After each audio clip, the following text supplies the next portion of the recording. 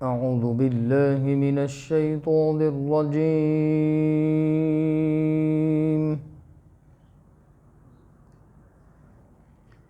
بسم الله الرحمن الرحيم.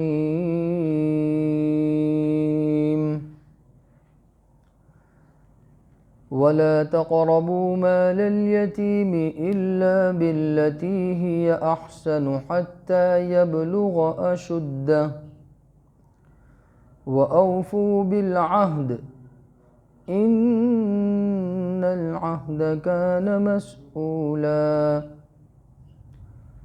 وأوفوا الكيل إذا كلتم وزنوا بالقسطاس المستقيم ذلك خير وأحسن تأويلا ولا تقف ما ليس لك به علم إن السمع والبصر والفؤاد كل أولئك كان عنه مسؤولا ولا تمش في الأرض مرحا إنك لن تخرق الأرض ولن تبلغ الجبال طولا كل ذلك كان سيئه عند ربك مكروها ذلك مما أوحى إليك ربك من الحكمة ولا تجعل مع الله إلها آخر فتلقى في جهنم ملوما مدحورا أفأصفاكم ربكم بالبنين واتخذ من الملائكة إناثا إنكم لتقولون قولا عظيما صدق اللہ العظیم. اور یتیم کے مال کے پاس بھی مت پھٹکنا مگر شریعت کے مستحسن طریقے کے مطابق، یہاں تک کہ جب وہ بالغ ہو جائے یعنی بلوغت کی عمر تک پہنچ جائے، اور عہد و پیمان کو پورا کرنا یقیناً قیامت کے دن عہد کے بارے میں پوچھا جائے گا. اور ناپ کر دینے والی چیز جب ناپنے لگو تو پورا ناپنا اور سیدھے ترازو کے ساتھ تولنا کہ یہ بہتر طریقہ ہے اور عاقبت کے اعتبار سے، آخرت کے اعتبار سے بہترین ہے. اور جس چیز کے بارے میں آپ کو علم نہ ہو اس کے بارے میں کچھ مت کہنا. یقیناً کان اور آنکھ اور دل قیامت کے دن ان کے بارے میں پوچھا جائے گا، ان سے سوال کیا جائے گا. اور زمین پر اکڑ کر مت چلنا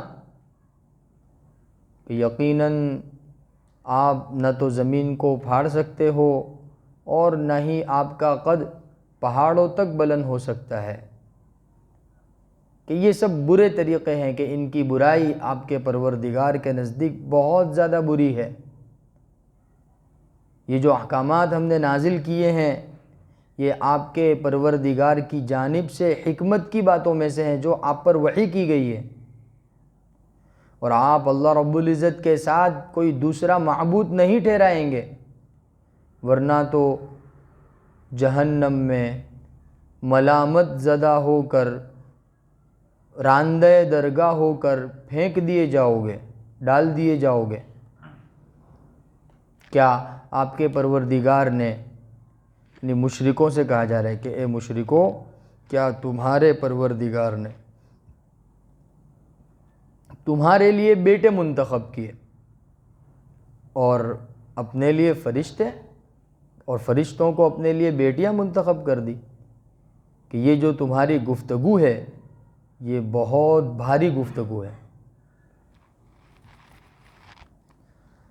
اللہ رب العزت نے سورہ بنی اسرائیل کے اندر بہت سارے احکامات معاشرے سے متعلق نازل فرمائے ہیں، عبادت سے متعلق نازل فرمائے ہیں، والدین کے حقوق، رشتہ داروں کے حقوق، پڑوسیوں کے حقوق، یتیم کے حقوق اور قتل وغیرہ سے متعلق کچھ احکامات اللہ رب العزت نے ان آیات کے اندر نازل فرمائے ہیں۔ یہ سورہ بنی اسرائیل کا تیسرا اور چوتھا جو رکوع ہے، ان دو رکوع کے اندر اللہ رب العزت نے 25 احکامات نازل بیان فرمائے۔ 25 احکامات، اس میں سے کچھ چیزیں وہ تھی جن کے کرنے کا حکم دیا اللہ پاک نے، اور کچھ چیزیں وہ تھی جن سے رکنے کا حکم دیا اللہ پاک نے۔ جیسے جن چیزوں کے کرنے کا حکم دیا وہ ہے والدین کے ساتھ اچھا سلوک کرنا، والدین کے سامنے نرم گفتگو کرنا، والدین کے حقوق ادا کرنا، ان کے سامنے اونچی آواز سے بات، کہ یہ کرنے والے کام تھے جن کا اللہ رب العزت نے حکم دیا۔ اور نہ کرنے والے کاموں میں سے کہ اللہ کے ساتھ کسی کو شریک مت کرنا، ایسے ہی زنا کے قریب بھی مت جانا، اور مال خرچ کرنے کے اندر درمیانہ روی اختیار کرنا، فضول خرچی مت کرنا، یہ نہ کرنے والے کام جس کا حکم اللہ پاک نے دیا۔ ایسے ہی گزشتہ تفسیر کے اندر 3 حکم آئے تھے کہ فقر و فاقے کے خوف سے اپنی اولاد کو قتل مت کر دینا، جیسے آج کے زمانے کے حساب سے ابورشن وغیرہ کرایا جاتا ہے۔ آدمی کے ذہن و دماغ کے اندر کہیں نہ کہیں یہ تصور ہوتا ہے کہ ابھی تو لائف سیٹل نہیں ہوئی ہے، ابھی اچانک اولاد آ جائے گی تو پھر اس کا خرچہ ماتھے پڑے گا وغیرہ وغیرہ، اس طرح کی جو باتیں چلتی ہے، تو اللہ رب العزت نے حکم نازل فرما دیا کہ فقر و فاقے کے خوف سے اولاد کو قتل مت کرنا۔ ایسے ہی اللہ رب العزت نے آج جو آیات پڑھی گئی ہے اس کے اندر یہ حکم نازل فرمایا کہ لا تقربوا مال الیتیم، کہ یتیم کے مال کو ہاتھ بھی مت لگانا۔ یتیم ہوتا ہے نا، یتیم، یتیم کہتے کس کو شریعت کی اصطلاح میں؟ یتیم اس کو کہتے ہیں کہ جس کے بالغ ہونے سے پہلے اس کے والد کا انتقال ہو جائے، اس کو یتیم کہتے ہیں۔ بلوغت کی جو عمر ہے عام طور پر 15 سال، تو اس عمر سے پہلے اور سمجھداری کی جو عمر ہے وہ 18 سال ہے۔ جیسے ہمارے ملک کے قانون اور ضابطے کے حساب سے 18 سال کی عمر میں بالغ مانا جاتا ہے، لیکن شریعت کے ضابطے کے حساب سے کہ اس کی ایک نشانی اور علامت ہوتی ہے کہ اس کے بعد سے شریعت کے احکامات اس کے اوپر لاگو ہو جاتے ہیں۔ اب وہ الگ الگ علاقوں میں الگ الگ حیثیت سے مختلف طریقے سے وجود میں آتا ہے، کوئی 14 سال کی عمر میں، کوئی 15 سال کی عمر میں، باقی اکثر و بیشتر جو ہے وہ 15 سال کی عمر میں بلوغت کا زمانہ شمار کیا جاتا ہے۔ تو بالغ ہونے سے پہلے اگر کسی کے والد کا انتقال ہو جاوے تو اس کو شریعت کی اصطلاح میں یتیم کہا جائے گا۔ والدہ کے انتقال پر کسی کو یتیم کہا نہیں جائے گا۔ تو لہذا کوئی یوں کہے کہ بھئی میری والدہ کا انتقال ہو گیا میں یتیم ہو گیا، تو وہ جھوٹا ہے۔ یتیم اس کو کہتے ہیں جس کے والد کا انتقال ہو جائے۔ اچھا، ابھی ہمارے یہاں تو کیا ہے کہ بھائی 30 سال کا ہے، 35 سال کا اٹا گٹا نوجوان ہے، کماتا ہے، ایک دھماتا ہے، اس کے والد کا ہے تو کہتا ہے ہم تو یتیم ہو گئے۔ بھائی کہاں سے یتیم ہو گئے؟ تو یتیم تو تب کہلاتے ہیں نا جب تم چھوٹے بچے ہوتے، تم نابالغ ہوتے، پھر تمہارے والد کا انتقال ہوتا، پتہ چلا کہ بالغ ہونے کے بعد والد کا انتقال ہوا تب بھی یتیم نہیں کہلائے گا۔ بات سمجھ میں آئی؟ تو یتیم کے اندر 2 باتیں ہیں۔ یتیم اس کو کہیں گے جس کے والد کا انتقال ہو، والدہ کے انتقال سے کوئی یتیم ہوتا نہیں ہے۔ اور دوسری بات یہ کہ والد کا انتقال بھی اس کے بالغ ہونے سے پہلے ہو تو وہ یتیم ہے۔ بالغ ہو گیا، وہ ذمہ دار بن گیا، اللہ نے اس کو عقل دی ہے، سمجھ بوجھ دی ہے، وہ کمائے دھمائے، کب تک اپنے آپ کو مظلوم ظاہر کرتا رہے گا کہ بھائی ہم تو یتیم ہیں، ہمارے پاس کچھ نہیں ہے، یہ نہیں۔ اب اللہ نے تم کو ہاتھ پیر دیے، اب کماؤ دھماؤ، آگے بڑھو۔ تو یتیم کے سلسلے میں یہ بات ذہن میں رکھنی ہے کہ یتیم شریعت کی اصطلاح میں اس کو کہتے ہیں۔ وہ یتیم کے مال کے سلسلے میں اللہ نے حکم نازل فرمایا، کیونکہ کفار مکہ کے یہاں یتیم کے مال پر دوسرے جو رشتہ دار تھے وہ اپنا حق جمع کر اس کو کیا کر لیتے تھے؟ لے لیتے تھے، ان کے ساتھ دھوکہ کر لیتے تھے۔ یا یہ ہے کہ یتیم کا مال کسی کے پاس تھا، اس نے اس کو بتایا ہی نہیں اور خود کیا کر دیا، اس کو ہضم کر دیا. تو اللہ رب العزت نے حکم نازل فرمایا کہ لا تقربوا مال الیتیم، یتیم کے مال کو استعمال کرنے کی بات تو بہت دور کی ہے، قریب بھی مت جانا اس کے. جیسے زنا کے سلسلے میں فرمایا کہ لا تقربوا الزنا، زنا کے قریب بھی مت جانا، ایسے فرمایا لا تقربوا مال الیتیم، یتیم کا مال ہو نا اس کو ہاتھ بھی مت لگانا. ہاں اللہ رب العزت نے اجازت دی، وہ کون سی؟ کہ شریعت کے طریقے کے مطابق ایسی طرح اس کو خرچ کرے کہ جس میں کیا نہ ہو، فضول خرچی نہ ہو.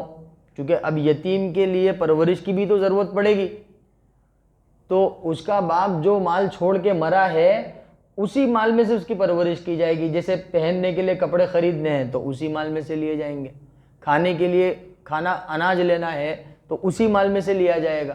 لیکن اس کے اندر بھی طریقہ کون سا رہے گا؟ درمیانہ، بہت اعلیٰ درجے کے کپڑے، کیونکہ وہ یتیم تو نہ سمجھ ہے نا، نابالغ بچہ تو نہ سمجھ ہوتا ہے نا بھئی، 8 سال کا ہو، 10 سال کا ہو، 2 سال کا ہو، 12 سال کا ہو، اس کو کیا سمجھ بوجھ. تو لہذا مسئلہ یہ ہے کہ یتیم کو مال دے بھی نہیں دیا جائے گا کہ وہ اناپ شناپ خرچ کر دے گا. تو اس کا جو والی ہوگا، چاہے اس کا بڑا بھائی ہو، چاہے اس کی والدہ ہو، چاہے اس کا چاچا ہو، چاہے اس کا تایا ہو، چاہے اس کے رشتہ داروں میں کوئی بھی ہو، اس کا جو ذمہ دار ہے. تو اللہ رب العزت نے حکم بیان فرمایا کہ آپ کے پاس جو یتیم کا مال ہے یہ امانت ہے، اس کی حفاظت تمہارے ذمہ لازم ہے.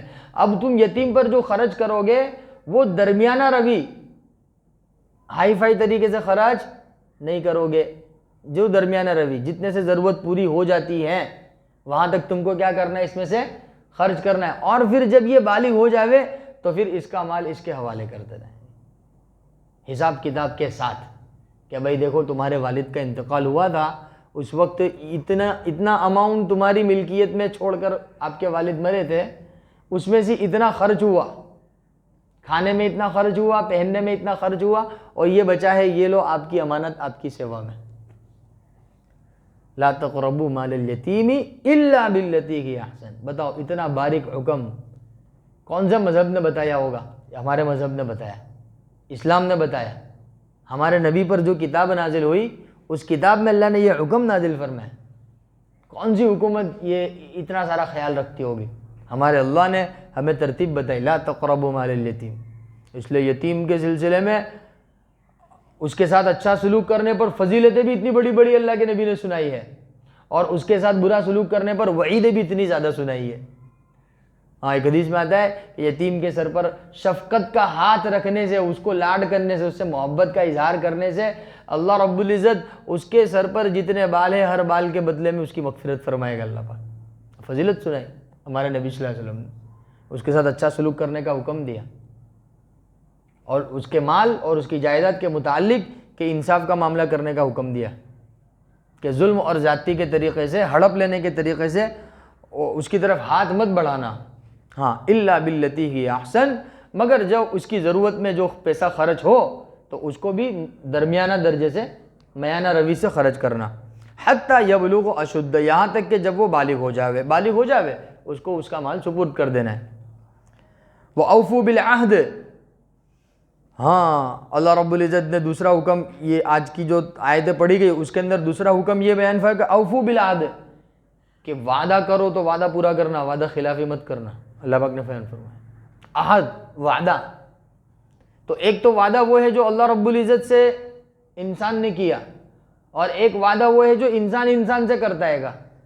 تو یہاں دونوں وعدے مراد ہیں. اللہ رب العزت سے جو ہمارا وعدہ ہوا تھا وہ کیا تھا؟ الست بربکم، اس کو عہد الست کہتے ہیں. اس کو کیا کہتے ہیں؟ عہد الست.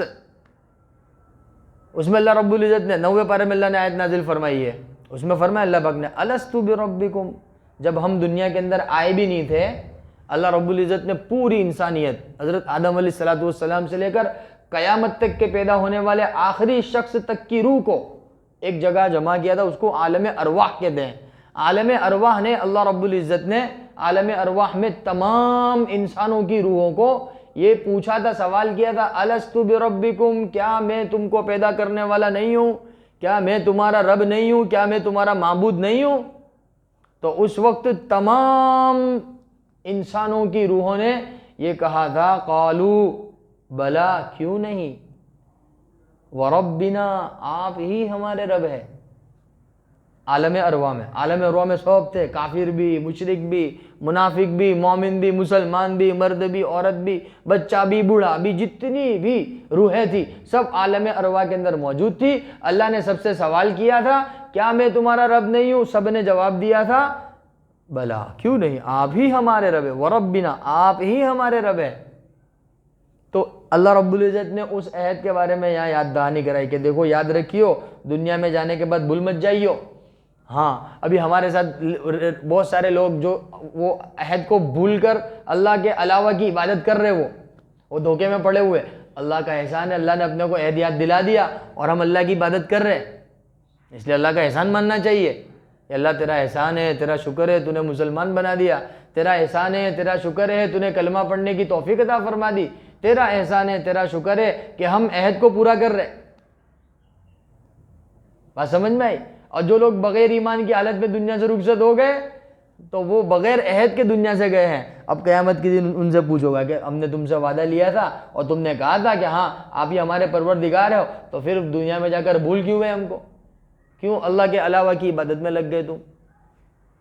تو یہ تو ہمارے لیے تو خوشی کی بات ہے نا کہ الحمدللہ ہم کو وہ عہد یاد ہے. اور دوسرا کون سا عہد جو انسان دوسرے انسان سے کرتا ہے معاملات کے وقت، معاشرت کے وقت، کاروبار کے وقت، تجارت کے وقت، معاملات ہوتا ہے نا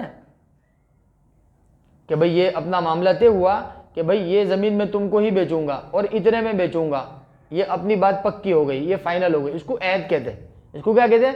عہد کہتے ہیں. اب اس کو نبھانا اس کے ذمہ بھی لازم ہے، اس کے دونوں جانبین، دونوں طرفین کے ذمہ لازم ہے. اگر دونوں میں سے کوئی بھی اس میں خیانت کرے گا اللہ پاک نے فرمایا قیامت کے دن اس سے حساب لیا جائے گا. اس لیے وہ واقعات لکھ کے نا اللہ کے نبی صلی اللہ علیہ وسلم نے فرمایا تھا کہ ہاں بھائی میں تمہاری ملاقات کروں گا، آپ تشریف لے آؤ. تو وہ بندہ آیا نہیں، لیکن اللہ کے نبی صلی اللہ علیہ وسلم وہیں موجود رہے کیونکہ اس سے کہا تھا اللہ کے نبی نے. اب یہ چیز ہمارے یہاں بالکل اور اتنی خراب ہو گئی ہے، اتنی خراب چیز ہو گئی ہے، اندر سے پکی نیت ہوتی ہے کہ نہیں جانا ہے، سامنے والے بندے کو 10 منٹ میں پہنچتا ہوں. اس کو ہم نے بہت معمولی سمجھ لیا. حالانکہ اللہ رب العزت نے فرمایا اوفو بالعہد، اب کی زبان سے نکلنے والا کلمہ وہ معنی رکھتا ہے. اس لیے کفر اور ایمان دونوں کا مدار کس کے اوپر ہے؟ کلمے پر ہے. اور کلمہ کہاں سے ادا کرے گا آدمی؟ زبان سے ادا کرے. یہ زبان کی ویلیو اللہ رب العزت کیا، ہم اس کو مذاق میں لے لیتے ہے نا، ایسا ہی ہوتا ہے نا ہمارے یہاں، ہم اس کو بالکل ایسے ہی سرسری طور پر لیتے ہیں. ہاں بس ابھی آیا، وہ اس کا ابھی جو ہوتا ہے نا وہ 2 گھنٹہ 5 گھنٹہ اور بسا اوقات تو مہینے بیت جاتے ہیں. تم تو کہہ رہے تھے ابھی آ رہا ہوں میں. پتا چلا کہ زبان کی اہمیت ہماری اپنی نظر میں کیا ہو گئی؟ ختم ہو گئی. اللہ رب العزت نے آیت نازل فرمائی ایسا نہیں، جو زبان سے کہہ رہے ہو اس کو نبھاؤ. اوفو بالعہد، عہد کو پورا کرو، جو وعدہ کیا اس کو کیا کرو؟ پورا کرو. ان العہد کان مسئولا، کہ قیامت کے دن عہد کے بارے میں پوچھا جائے گا. تو 2 طرح کے عہد ہو گئے نا، ایک اللہ کا عہد ہے اس کے بارے میں بھی پوچھے گا اللہ رب العزت، اور ایک بندوں کا آپس میں ایک دوسرے کا عہد ہے، اللہ اس کے بارے میں بھی کیا کرے گا؟ پوچھے گا. ایسے ہی اللہ رب العزت نے کاروبار کے متعلق، ناپ تول کے متعلق حکم نازل فرمایا اوفوا الکیل اور وزینو. بہت ساری چیزیں ایسی ہوتی ہیں نا جو ناپ کر دی جاتی ہے، جیسے 1 لیٹر 2 لیٹر 3 لیٹر، یہ ایک ناپ ہوتا ہے نا. اور بہت ساری چیزیں ہوتی ہیں جو تول کر دی جاتی ہے، جیسے 1 کلو 2 کلو 3 کلو. تو ایک ہوتا ہے ناپ اور ایک ہوتا ہے وزن. تو اللہ رب العزت نے کاروبار کرنے والے لوگوں کو یہ حکم دیا ہے کہ اگر ناپ کر کسی چیز کو دے رہے ہو تو پورا پورا ناپو، ڈنڈی مت مارو، اس میں ڈنڈی مت مارو. ایسا نہیں کہ بھئی 1 لیٹر کا جو تمہارے پاس کیربا ہے یا ڈبہ ہے یا جو بھی آلہ ہے، برتن ہے، کہ اس کے اندر تم کیا کر دو؟ کمی کر دو، کہ نہیں یہ تمہارے لیے جائز نہیں ہے.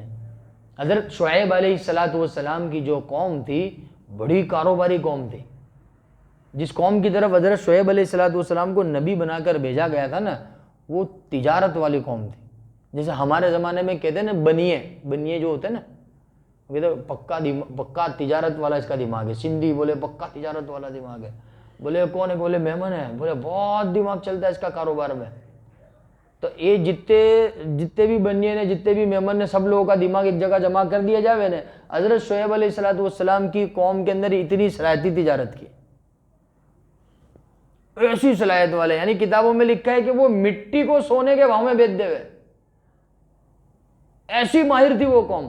اللہ رب العزت نے حضرت شعیب علیہ السلام کو اس قوم کی طرف نبی بنا کر بھیجا اور یہ حکم نازل فرمایا، ان سے کہو کہ یہ ناپ تول میں گڑبڑی مت کرو.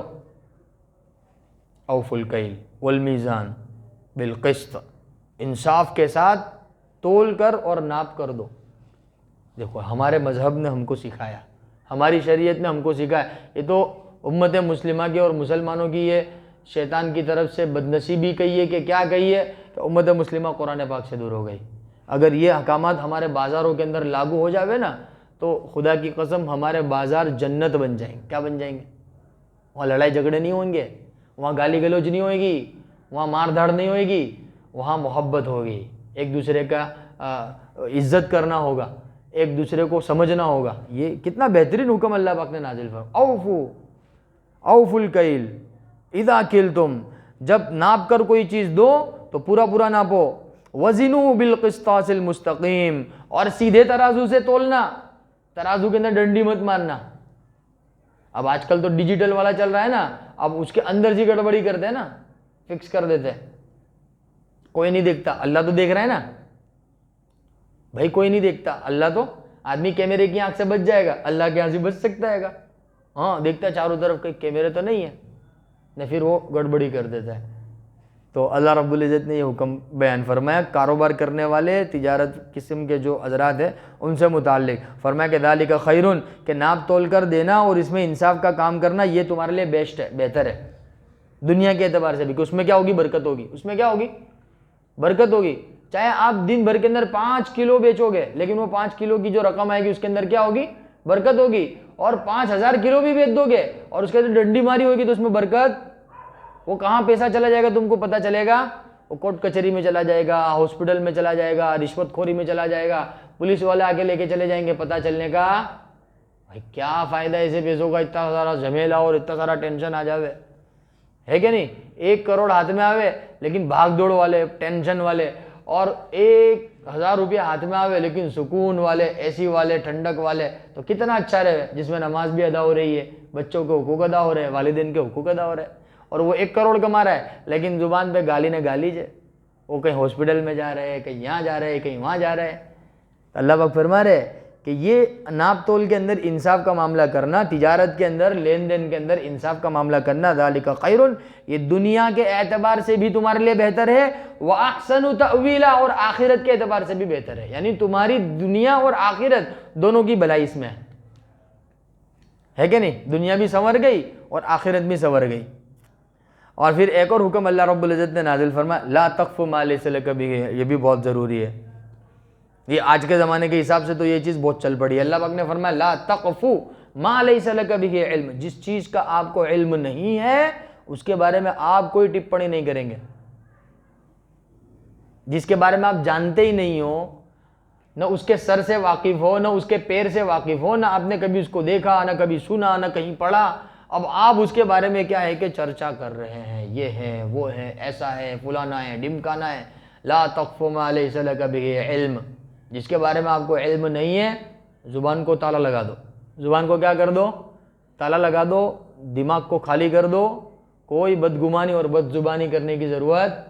لا تقف ما لیس لک بہ علم. اور ہمارے زمانے میں بہترین مشغلہ یہ بن گیا ہے جس کے بارے میں آپ جانتا ہی نہیں، اس کے اندر لمبی لمبی آنکھیں کا آدمی، ایسا ہوا، ویسا ہوا، اس نے ایسا کیا، اس نے ایسا کیا، ایسا ہوا، وہاں ایسا چلتا ہے، یہاں ایسا چلتا ہے. بسا اوقات تو آدمی کیا لوگوں کے سامنے اپنی امپریشن جمانے کے لیے، اپنا نالج جھاڑنے کے لیے وہ ایسی ایسی باتیں بول دیتا ہے، وہ اس کے خود کو بھی پتہ نہیں ہوتی ہے، بس وہ زبان سے نکال کرتا ہے.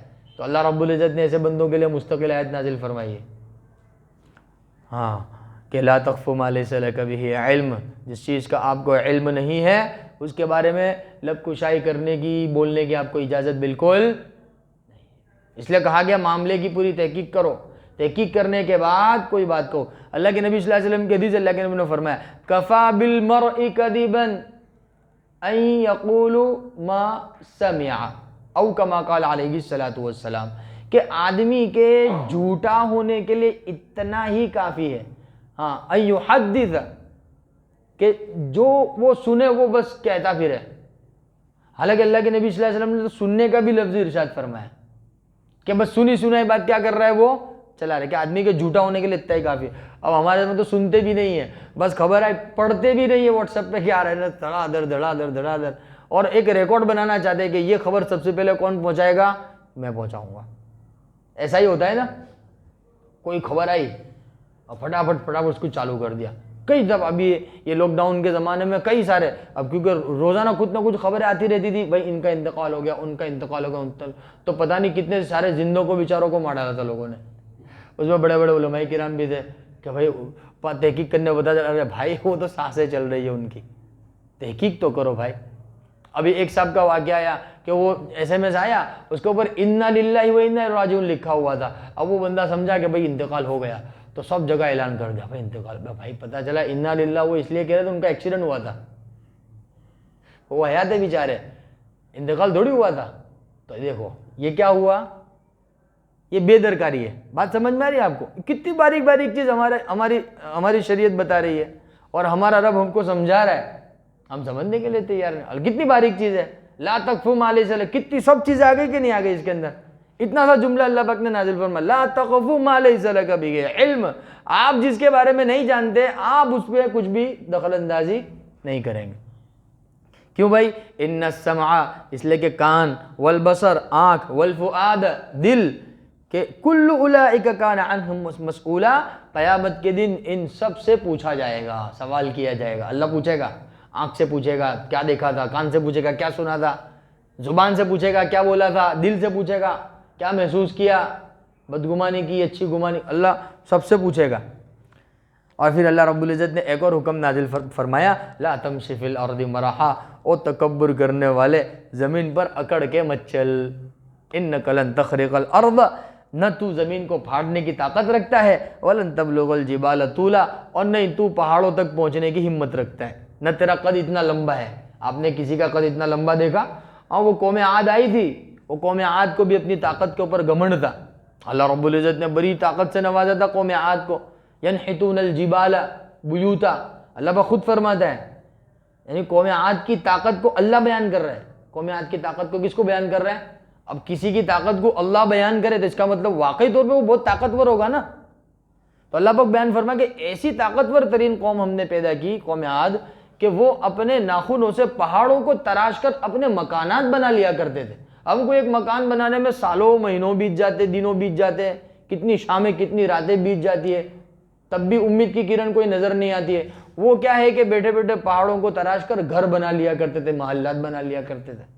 اتنی طاقتور قوم تھی. لیکن جب اللہ کی بات کو نہیں مانا، تکبر پر اتر آئے اور کہنے لگے کہ ہمارے جیسا کون، ہمارے جیسا کون، ہم ہیں، ہم.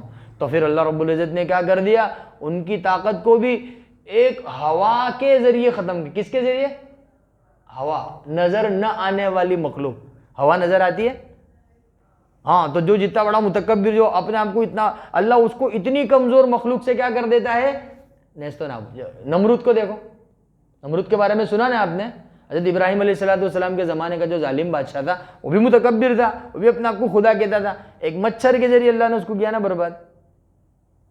ہاں، اللہ رب العزت کا یہ اصول ہے، جو جتنا طاقت دکھائے گا، جو جتنا اپنے آپ کو سمجھے گا، تو اس کو اتنی ہی کمزور مخلوق کے ذریعے اللہ رب العزت کیا کرے گا، نیست و نابود. ابرہہ کا نام سنا آپ نے؟ وہ کعبۃ اللہ کے اوپر حملہ کرنے کے لیے آیا تھا. الم تر کیف فعل ربک باصحاب الفیل، ہاتھی لے کر آیا تھا. ہاتھی بھی طاقتور، اور وہ اپنی طاقت کا ڈنکا بجا رہا تھا کہ میں میرا اللہ. تو اللہ رب العزت نے کمزور پرندوں کے ذریعے اس کو ہلاک کیا کہ نہیں کیا؟ یہ اللہ کی عادت ہے، یہ اللہ کی سنت ہے. تو جو جتنا اپنے آپ کو زیادہ طاقتور سمجھتا ہے، تو اتنی ہی کمزور مخلوق سے اللہ اس کو کیا کر دیتا ہے، برباد کر دیتا ہے. تو اللہ پاک نے لا تمشی فی الارض مرحا، زمین ہماری ہے، اکڑ کے مت چلنا. بھائی اپنے گھر کی چوکی میں کوئی آ کر کے دادا گیری کرے تو اپنے کیا بولتے، تیرے باپ کا گھر ہے. تو اللہ رب العزت کہہ رہا لا تمشی فی الارض، یہ زمین ہماری ہے. زمین کس کی ہے؟ زمین کس کی ہے بھائی؟ اللہ نے پیدا کی ہے. تو تم کو حق نہیں ہے زمین کے اوپر اکڑ کے چلنے کا. لا تمشی فی الارض مرحا انک لن تخرق الارض. اور جملہ بھی کیسا استعمال فرمایا کہ نہیں تم زمین کو پھاڑ سکتے ہو. ولن تبلغ الجبال طولا, اور نہیں تمہارا قد پہاڑوں تک پہنچ سکتا ہے, یعنی پاسبل ہی نہیں ہے. تو لہذا چپ چاپ کیا کرتے رہو, اپنی زندگی گزارو اور دنیا سے کیا ہو جاؤ, رخصت ہو جاؤ. لوگوں کے لیے مصیبت نہ بنو, لوگوں کی ناک کی ڈنڈی میں دم کر دیتے ہو, کیوں ایسا کرتے ہو؟ لا تمشی فی الارض مرحا, بھائی زمین پکڑ کے مت چلو. لن تخرق الارض ولن تبلغ الجبال طولا. یہ سب باتوں کا مذاکرہ ہونا چاہیے. اب ہوتا نہیں, نوجوانوں کے سامنے خاص طور پر ہونا. آج کل نوجوان ہمارے بیچارے کیا ہے کہ بیچارے فارم میں آ جاتے ہیں. کسی نے تھوڑی سی تعریف کر دی تو فارم میں آ جاتے. فارم میں آتے کہ نہیں آتے بھائی, آتے کہ نہیں آتے؟ اور پھر حضرت کا غصہ تو اتنا ٹیمپریچر ہائی ہو جاتا ہے, اتنا ٹیمپریچر ہائی ہو جاتا ہے, پھر سامنے کون ہے پتہ ہی نہیں چلتا ہے. شیطان اتنا حاوی ہو جاتا ہے, آنکھوں کے سامنے اندھیرا چھا جاتا ہے. اب ہاتھ کہاں جا رہا ہے, پیر کہاں جا رہا ہے, زبان سے کیا نکل رہا ہے, وہ کبھی پتہ نہیں کیا کیا چیزیں ہاتھ میں آ جاتی ہیں, اور پھر وہ قتل و غارت گری کا بازار گرم ہو جاتا ہے. اس لیے اللہ رب العزت بھائی تم زمین کے اوپر اکڑ کے مت چلو, تمہاری کوئی وہ ویلیو اور کوئی وہ نہیں ہے, تم اتنے اونچے نہیں ہو اور نہ ہی تم اتنی طاقت رکھتے ہو کہ ہماری زمین کو پھاڑ سکو. کل ذالک کان سیئہ, یہ سب عادتیں جو ہے یہ بہت بری عادت ہے. عند ربک, آپ کے پروردگار کے نزدیک. مکروہ, مکروہ کہتے ہیں نا ہم کہ بھئی یہ چیز مکروہ ہے. اللہ پاک کہہ رہے ہیں مکروہ, یہ مکروہ ہے. یہ زبردستی کا تکبر کرنا, زبردستی کا غصہ کرنا, لوگوں کے اوپر دھاک جمانا اور اکڑ کے چلنا, سینہ چوڑا کر کے چلنا اور ایکٹنگ مار کے چلنا. اللہ پاک فرماتے ہیں یہ سب تمہاری ایکٹنگاں اور یہ سب تمہاری مکروہ, یہ اللہ کے نزدیک کیا ہے. اب وہ چاہے کیونکہ فلموں کا زمانہ چل رہا ہے نا, اب دن بھر ہیروئن کو دیکھ رہے, دن بھر کس کو دیکھ رہے, فلم اسٹار کو دیکھ رہے, کرکٹر کو دیکھ رہے, تو اب اسی کی زندگی کو فالو کرنے کی نوجوان کی کوشش رہتی ہے کہ میں اس کے جیسا بن جاؤں, میری باڈی اس کے جیسی ہو جاوے, میں ڈائلاگ اس کے جیسا بولوں, میرا کلچر اس کے جیسا ہو جاوے. بھائی میرے کو تو وہ پہننا ہے جو اس نے پہنا تھا فلاں اس کے اندر, تو اب وہ اس کے جیسے ہی طور طریق آتے جائیں گے. وہ ڈائلاگ بازی والی بات ہوتی ہے نا, بول وچن جس کو کہتے ہیں. تو اللہ رب العزت نے فرمایا کان سیئہ, یہ سب بری عادتیں ہیں. ان ربک مکروہ, آپ کے پروردگار کے نزدیک کیا ہے, بالکل ناپسندیدہ ہے. اور پھر اللہ رب العزت نے فرمایا کہ یہ سب جو باتیں ہیں نا یہ سب حکمت کی باتیں. کس کی باتیں؟ اور اللہ رب العزت ہی بتا سکتا ہے. حکمت کی باتیں آپ کے پروردگار کی جانب سے جو وحی کی گئی ہے, یہ سب حکمت کی باتیں ہیں. اور پھر اللہ رب العزت نے اس کے ساتھ ساتھ ایک اور حکم نازل فرمایا, اللہ رب العزت کے ساتھ کسی کو شریک مت ٹھہرانا, کسی کو معبود مت بنانا. عبادت کرنے تو صرف کس کی کرنا, اللہ ہی کی کرنا. ورنہ تو اگر تم نے اللہ کے ساتھ کسی کو شریک کیا, فتلقی فی جہنم ملوما مدحورا, ملامت زدہ ہو کر, ملامت کر کے اور تمہیں رسوا کر کے, تمہیں دھتکار کے کہاں پھینک دیا جائے گا, جہنم میں پھینک دیا جائے گا. تو لہذا جو لوگ کفر اور شرک میں مبتلا ہے تو ان کے متعلق زیادہ ڈرنے اور گھبرانے کی ضرورت, وہ تو ایک نہ ایک دن چلے جائیں گے. اللہ کا احسان, اللہ نے اپنے کو ایمان کی دولت سے نواز. بھائی اپنے اوپر ظلم و زیادتی کہیں مسلمانوں پہ ہو رہی ہے, کہیں پر بھی ہو رہی ہے, تو بہت تو کیا ہوگا, اپنی جان چلی جائے گی. ایمان تو نہیں جائے گا نا انشاءاللہ تعالی. ایمان تو ہے نا, اللہ کو تو مانتے ہیں نا, اللہ کے نبی کو تو مانتے ہیں, کوئی مسئلہ نہیں ہے. جان جائے سو جائے, ایمان نہ جائے. سر جھکے گا تو اللہ کے سامنے جھکے گا. اللہ نے حکم دیا کہ اللہ کے ساتھ کسی کو شریک مت ٹھہرانا, کسی اور کی عبادت مت کرنا, ورنہ تو قیامت کے دن جو رسوائی اٹھانی پڑے گی وہ دنیا کی ہزاروں سال کی زندگی کی رسوائی سے بہت زیادہ بڑی رسوائی ہوگی. وہ دنیا کی رسوائی تو کچھ بھی نہیں ہے. بہت تو کافر کیا کرے گا, قتل کر دے گا, شہید ہو جائیں گے بھائی, اور اونچا درجہ مل جائے گا اپنے کو تو انشاءاللہ تعالی جنت میں. اس لیے ڈرنے اور گھبرانے کی ضرورت نہیں ہے. اس لیے اللہ پاک نے فرمایا کہ اللہ کے ساتھ کسی کو شریک مت ٹھہرانا, کسی اور کی عبادت مت کرنا. فتلقی فی جہنم ملوما مدحورا. اور پھر ایک اور چیز مشرکین سے اللہ رب العزت پوچھنا چاہتا ہے. مشرکین مکہ جو تھے وہ اللہ رب العزت کے لیے بیٹیاں مانتے تھے کہ یہ جیسے ہمارے زمانے میں مورتیاں چلتی ہیں نا, وہ اس کو معبود مانتے ہیں. اور تو اللہ رب العزت نے آیت نازل فرمائی, وہ فرشتوں کو, مشرکین مکہ فرشتوں کو کیا کہتے ہیں کہ فرشتے جو ہے نا یہ اللہ کی بیٹیاں ہیں. ان کا یہ عقیدہ تھا کہ فرشتے کون ہیں, اللہ کی بیٹیاں ہیں. نعوذ باللہ من ذالک, اللہ ہماری حفاظت فرماوے ایسے عقیدے سے. تو اللہ رب العزت فرماتے ہیں کہ مشرکین سے قیامت تک کے پیدا ہونے والے جتنے بھی مشرک, چاہے ہمارے زمانے کے مشرک ہو, چاہے اللہ کے نبی کے زمانے کے مشرک ہو, یا دجال جب نکلے گیا تو اس کے زمانے کے مشرک, چاہے یہودی ہو, عیسائی ہو, ہنود ہو, کوئی بھی ہو, اللہ رب العزت ان لوگوں سے کہہ رہا ہے کہ کیا تم نے اپنے آپ کے لیے تو بیٹے تجویز کیے اور اللہ کے لیے فرشتوں کے سلسلے میں کہنے لگے کہ یہ اللہ کی بیٹیاں ہیں. تو پتہ چلا کہ نہیں اللہ رب العزت کو بیٹے کی ضرورت ہے, نہیں اللہ رب العزت کو بیٹی کی ضرورت ہے, اللہ ان سب چیزوں سے بے نیاز ہے. قل هو اللہ احد, اللہ نے اسی لیے نازل فرمائی ہے کہ جو لوگ اللہ کے لیے بیٹے کا اور بیٹی کا عقیدہ رکھتے ہیں, جیسے عیسائی جو ہے, عیسائیوں کا عقیدہ ہے وہ حضرت عیسیٰ کو اللہ کا بیٹا مانتے ہیں, بعض لوگ حضرت مریم کو اللہ کی بیٹی مانتے ہیں, نعوذ باللہ من ذالک, بعض لوگ حضرت جبریل امین کو اللہ کا بیٹا مانتے ہیں. پھر یہ بہت سارے ان کے اندر عقیدے ہیں. اللہ ان تمام برے عقیدوں سے امت مسلمہ کی حفاظت فرماوے. اللہ پاک نے فرمایا کہ یہ کیا بات ہے, تم اپنے لیے بیٹوں کی تجویز کرتے ہو اور کیا تمہارے پروردگار نے فرشتوں کو بیٹی بنا دیا. انکم لتقولون قولا عظیما, یہ جو تم بات کہہ رہے ہو نا, یعنی یہ تم اپنا عقیدہ لوگوں کے سامنے بیان کر رہے ہو یا تم کہہ رہے ہو, یہ تو بہت بھاری بات ہے. اس کی وجہ سے تمہیں ہمیشہ کے لیے کہاں پھینک دیا جائے گا, جہنم میں پھینک دیا جائے گا. یہ ٹوٹل 2 رکوع الحمدللہ مکمل ہوئے. اس میں اللہ رب العزت نے 25 احکامات نازل فرمائے. کتنے احکامات نازل فرمائے؟ 25 احکامات. وہاں سے شروع کیا تھا قضا ربک الا تعبدوا الا ایہ, کہ اللہ کے سوا کسی کی عبادت مت کرنا, پہلا حکم تھا. آخری حکم یہ تھا کہ اگر تم نے اللہ کے ساتھ کسی کو شریک ٹھہرایا تو تم جہنم میں داخل کر دیے جاؤ گے. یہ ترتیب, شروع میں بھی اپنی عبادت کا حکم اور نہ کرنے پر آخر میں اس کی وعید سنا دی. اگر تم نے اللہ کے سوا کسی کی عبادت کی فتقعد ملوما محسورا, تو تم کو کیا کر دیا جائے گا, پھینک دیا جائے گا. اللہ کرے ہمیں بات سمجھ میں آ جاوے. اور ان آیات کے اندر 2 رکوع میں اللہ رب العزت نے جو 25 احکامات نازل فرمائے ہیں, ان احکامات کی رعایت کرنے کے اللہ رب العزت پوری امت مسلمہ کو توفیق عطا فرماوے. آمین ثم آمین.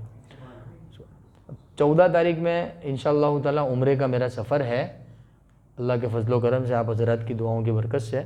اور 5 دسمبر میں واپسی ہوگی انشاءاللہ تعالی, کچھ 20-21 دن کا سفر ہے. تو اب عمرے کی سفر کے بعد انشاءاللہ تعالی آئندہ تفسیر ہوگی. یہ 2 رکوع الحمدللہ پورے کر دیے, اب آئندہ نیا مضمون شروع ہوگا, تو انشاءاللہ اس تفسیر میں دیکھ لیں گے. ٹھیک, اب تمام حضرات سے دعا کی درخواست ہے. سبحان اللہ.